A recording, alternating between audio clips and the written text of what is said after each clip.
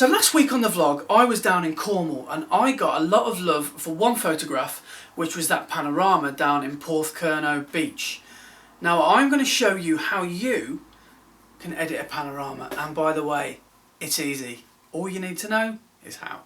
This is going to be tricky because, for two reasons. I've got two cameras, but the main reason is because I've actually already edited this photo and I didn't record it first time around. So I'm going to try and record it. I'm going to try and edit it almost identically, if that's possible.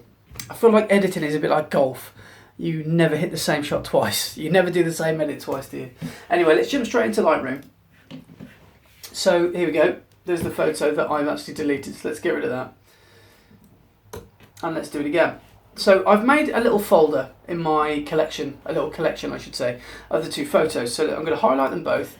I'm not going to do any editing to them first because I know that they're identical. They're exactly 180 seconds in exposure. They're both at f10 ISO 100. So the shot settings are identical. The focus is identical. So I know that they're ready to go to Photoshop. So let's go to Photo, Edit in, and let's go to Merge to Panorama in Photoshop, and then Lightroom sends those two photos over to Lightroom. We have to open them up, and then once we can see them, we select both of them, and then hopefully Photoshop will stitch us a lovely little sexy panorama together.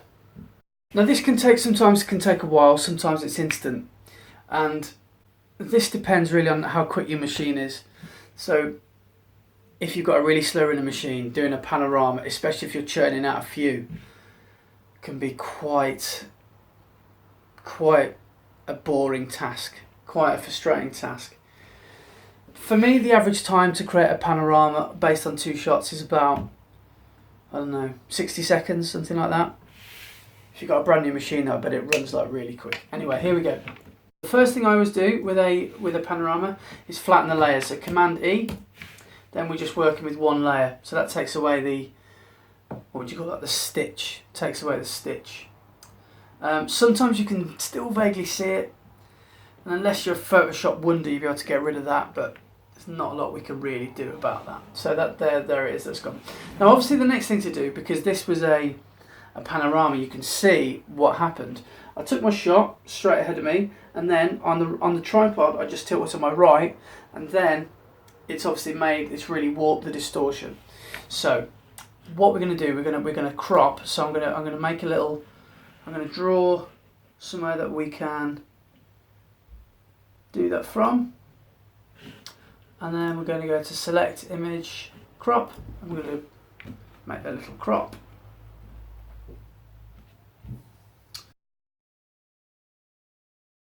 Okay, so that is just cropped, and I will have to keep jumping forward in time in this because sometimes the machine can take its time. So I'm going to Command D, and I'm actually going to make another crop because I didn't notice those pixels down there. So let's just quickly do that.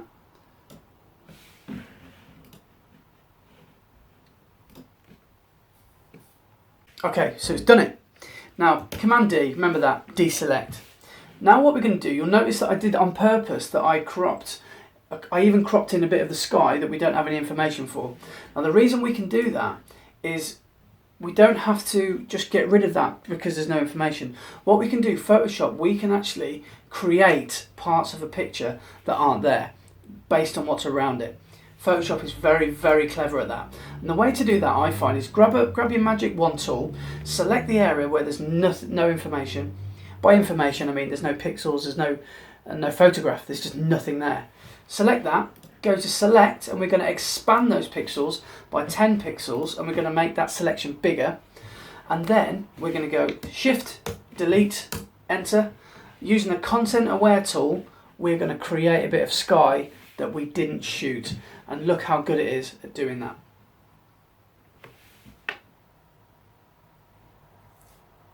There we go. So we're going to press Command D, deselect.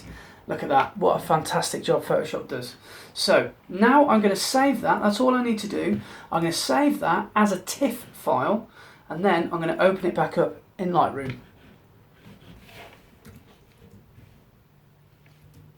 I'm going to jump back into my collection because I've just added my panorama into the collection. So let's get started. First thing I'm going to do is not resize.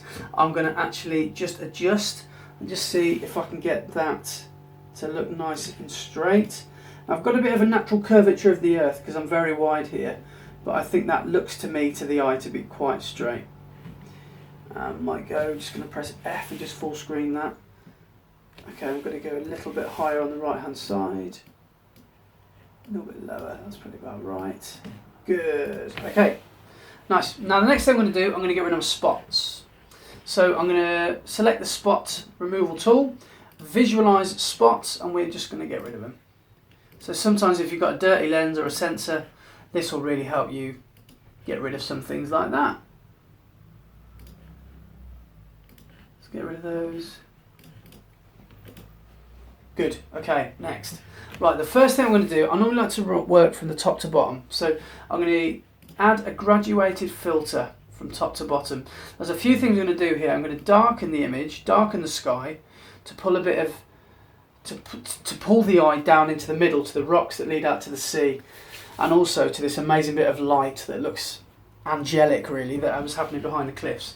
So I'm going to do a couple of things. I'm just going to reduce the exposure of the top of the picture. I'm going to loosen the clarity. You never really need to enhance clarity with clouds. Always have nice soft clouds. I'm going to just hike up that saturation, and I'm going to add a bit of a magenta cast, just to give it something a little bit extra than the sea. That looks quite good, I think. I won't actually mess with the white balance just yet. Okay, now that's done. I'm actually going to do a reverse graduated filter, again leading that eye into the middle of the shot. So I'm going to just pull down that bottom side of the picture, leave the clarity where it is actually, because there's a lot of detail there, which I think looks quite good. Okay, now next I am going to look at playing with my shadows and highlights. So let's open up those shadows and drop those highlights, which I like to do. And the white point, pressing Alt, we can see when we get 100% white, which we want to avoid. So until you see those whites, you can probably push it that far. And that's completely up to you how far you push it. Same with the blacks. If you go too far, you just crush those blacks. So you can go almost until you see the pixels start to come through. Then you can, that's how far you can go with your whites and your blacks, which is cool. Now vibrance and saturation, I like to do reverse saturation, which is by lessening my saturation and hiking up the vibrance. So I think that gives quite a cool little effect. Now the white balance, I'm actually going to tip to the right, because as you probably know, if you shoot with a 10 stop filter, it does give you a bit of a blue hue or colour cast. So by just altering the white balance, we can combat that, which I'll do. I'll put that to about 10, and I'm going to put a little bit of magenta in as well. So I'm just going to take that to about plus 20. I think that will give it quite a nice look. I'll take that white balance a bit further, and I'm going to add a bit of contrast as well. Now I'm going to start getting individual, I'm going to start sort of editing individual bits here. So just grab the bush, just grabbed a bush, and I got stung by a nettle. Now I'm going to just colour in these rocks with the brush, and I'm going to just enhance the clarity and sharpness of the rocks, because at the moment they're a bit soft, because remember this is these are two raw photos, so we want to really bring up the clarity to those sharp bits where we can. And remember, the whole point of this shot is really just to show how the land falls into the sea, and it's helped by that beautiful little sky as well. So let's just select all of that. So for those of you that have watched my vlog, this is last week's vlog, I was actually standing right up here on the right hand side. Well, I tried to get to that area, but that's closed off by the National Trust. So I'm actually, the night before this, saying that I was going to stand up there looking this way, but the plans went out the window. Anyway, let's hike up the clarity on that, and maybe we could just get some contrast in there as well. That looks better, that looks cool, that's good. Right, cool. Now I'm going to just address the colour of the sea. So let's just select a, what do we even call this? This is a, I can't even remember what this is thing. It's called a circular I don't even know what it's called. The circular brush I call it, but it's not a brush. Anyway, what we can do is we can edit big chunks of the photo by selecting a circle or an oval, as you like to call it. So I'm just going to get rid of a bit of saturation, and I quite like how the water sort of graduates from left to right, from green to blue.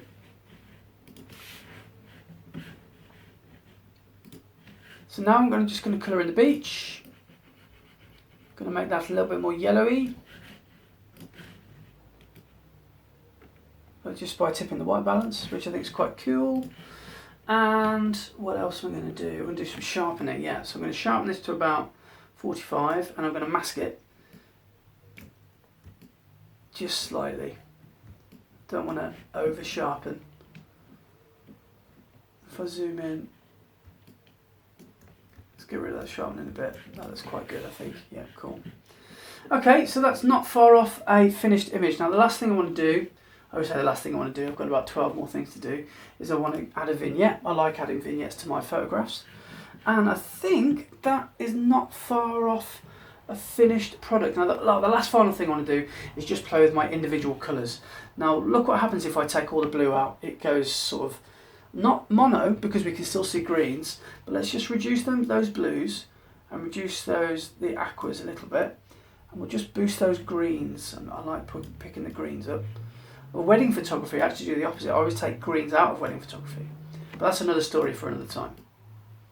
So blue, I'm just going to get that just below 0, enhance those purples in the sky.